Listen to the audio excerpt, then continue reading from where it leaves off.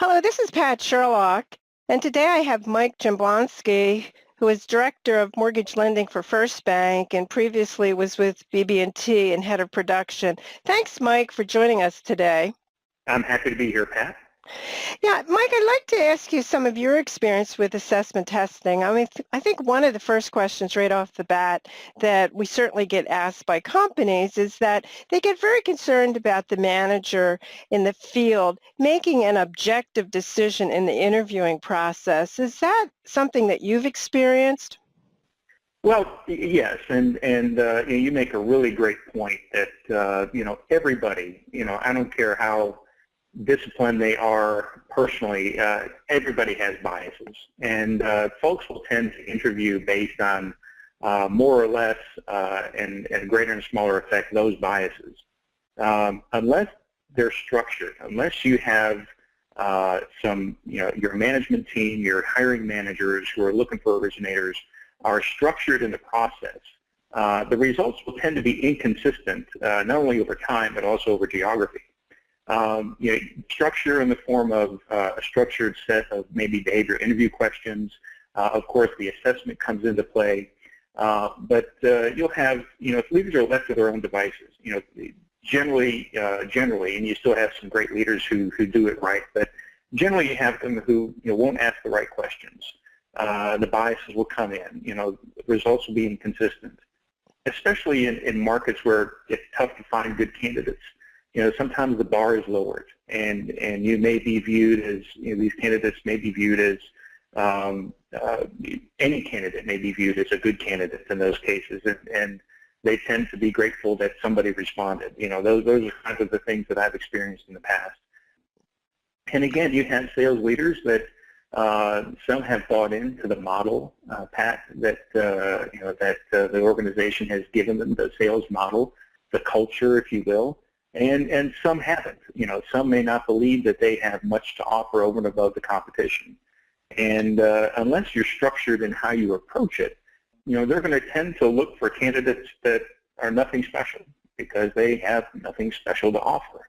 Right. So again, those are some of the things that that I think tend to key in unless you structure and monitor and build a process that everybody follows. They're gonna also tend to look for people that are just like them. That may be good or bad, or they may look for people that was just like the candidate that left, which may be good or bad. So all kinds of biases and the thought processes of the individual come into play when they're looking for good candidates.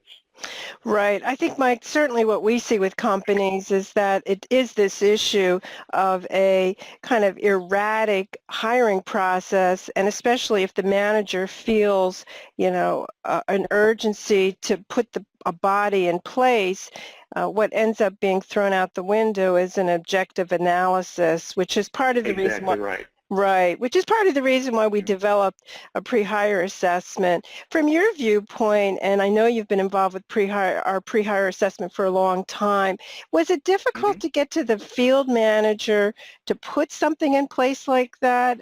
Was that a problem, or did they resist it, or what was your experience?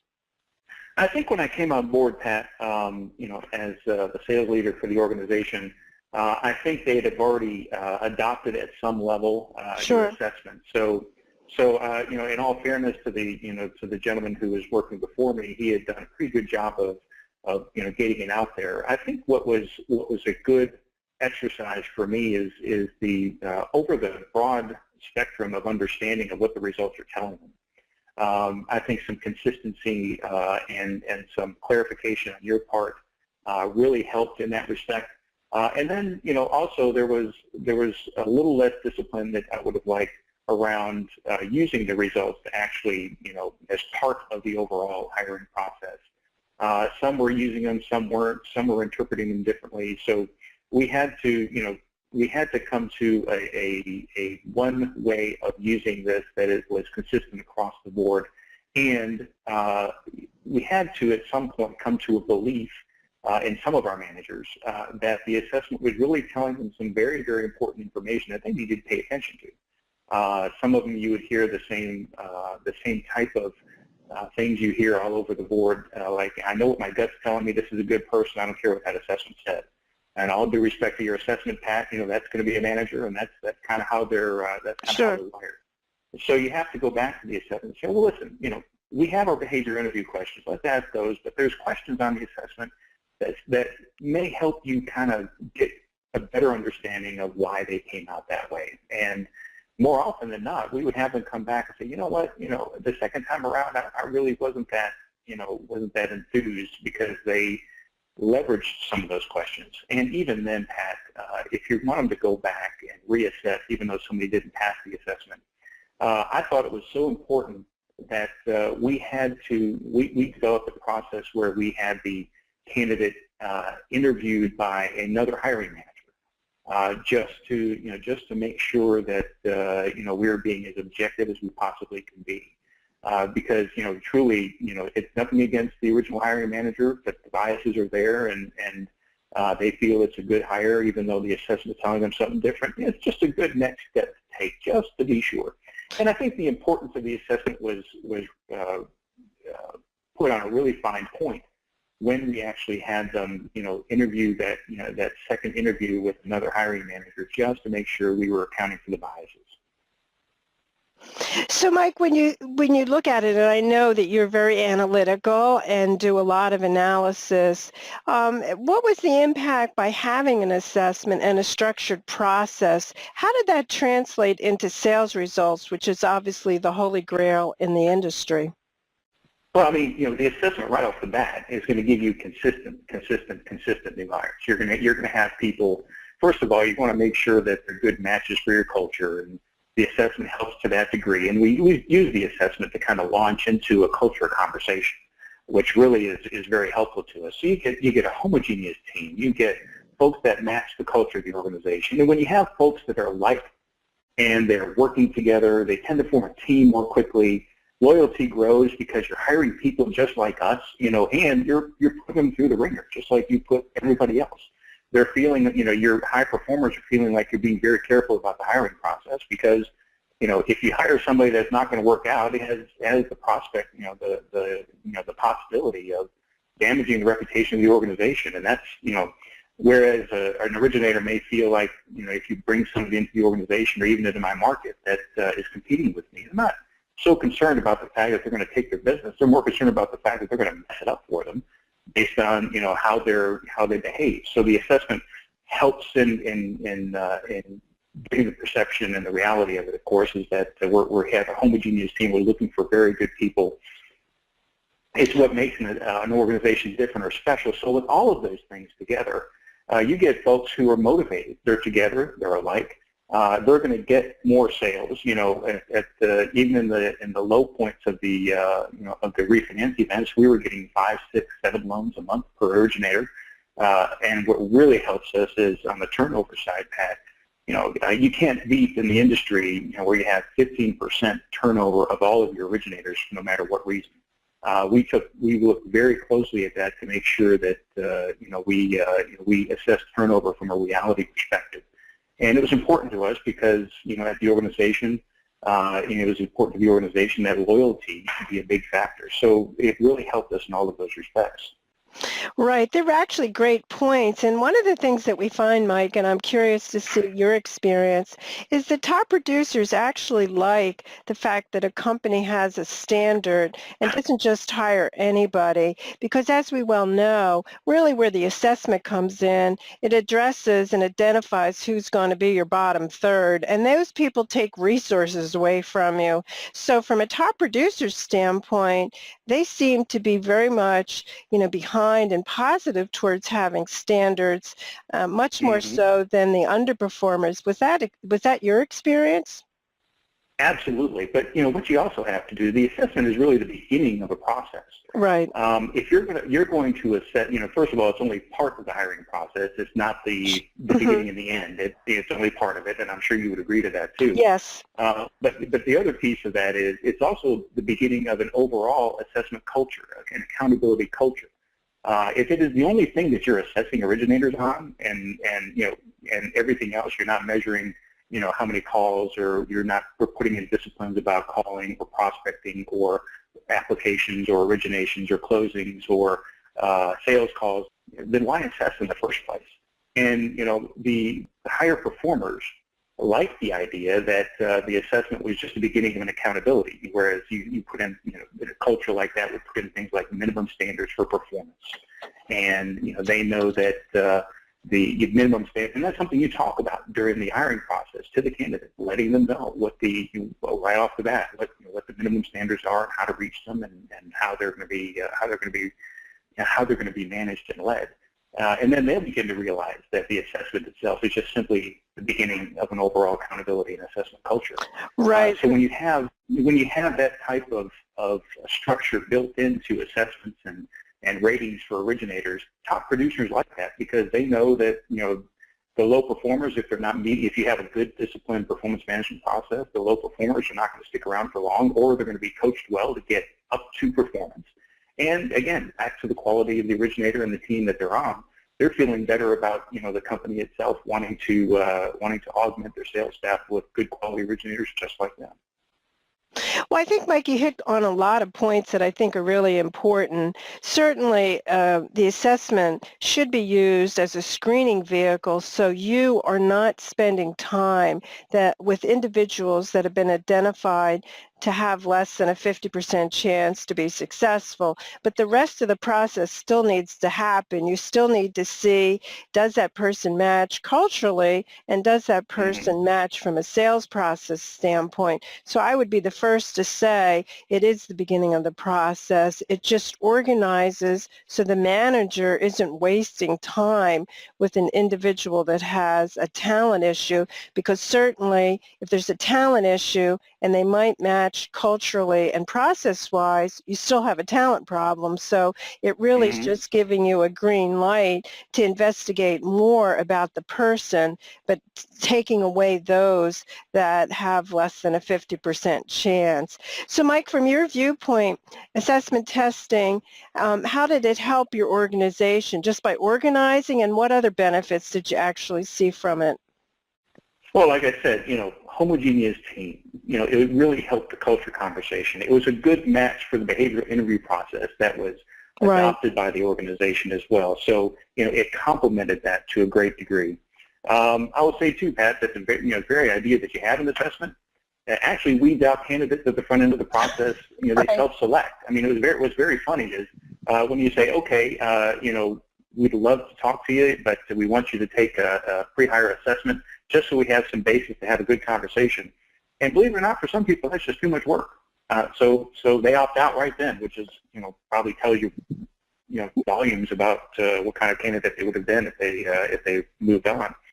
Even some candidates who've actually taken the assessment look at the questions and realize what they're getting into just simply by the tone of the questions themselves, and decide, what, maybe this isn't for me, because if those are the characteristics they're looking for, I know I'm not looking like that right now, and maybe, so they would self-select, at that point.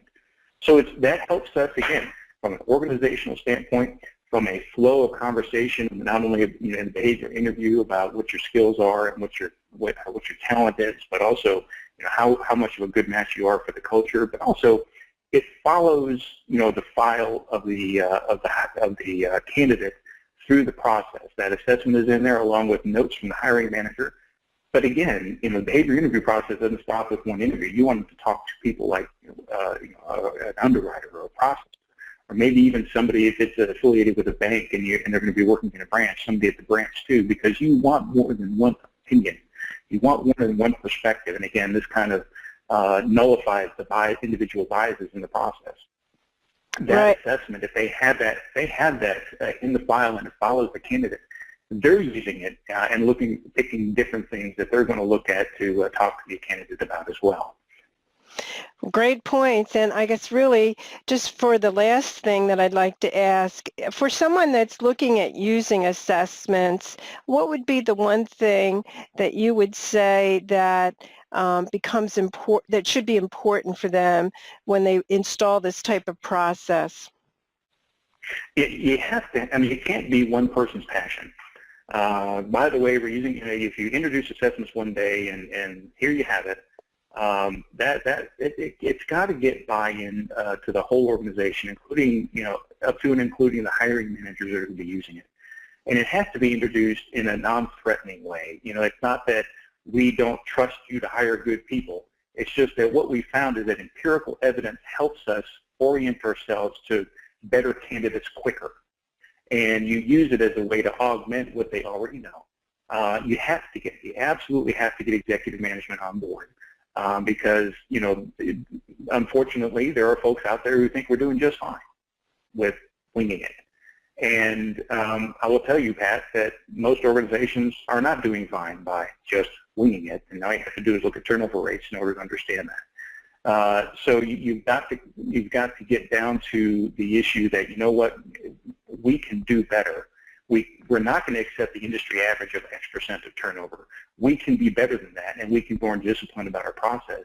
And we can get to better candidates more quickly, and we can bring in candidates that will be more loyal and more highly productive. But again, the assessment can't stop there. It can't stop with buy-in from executive management. It can't stop with buy-in from the users, the hiring managers. You also have to, over time, show them the benefits of it. If you do validations, Pat, you come in and do validations. Show them the results of those validations and the fact that the folks you hired worked, and they worked better than the folks you hired without it. Right. And I wish I would have done that more. Just to make, and you will get even more buy-in. But I'll say overall buy-in and overall acceptance of your assessment is not instantaneous, Pat. It has to be continually talked about and continually discussed as a major part of the process. It can't be implemented and abandoned. You've got to stick with it, and over time it becomes critical that you have it. They start looking at, they start wanting it. They actually, what we did is we actually put it in as part of the checklist of the hiring process. At this point, you have to do this. And what we found is that the hiring managers who really got bought into it said, no, we want it sooner. Or we want it way up front over here so we can have it in our hands when we're actually going to talk to the candidate for the first time. So, we actually started getting good guidance from the field about how to use it better once they really bought into it. And after that, you have to have an assessment culture. That can't be the end of it.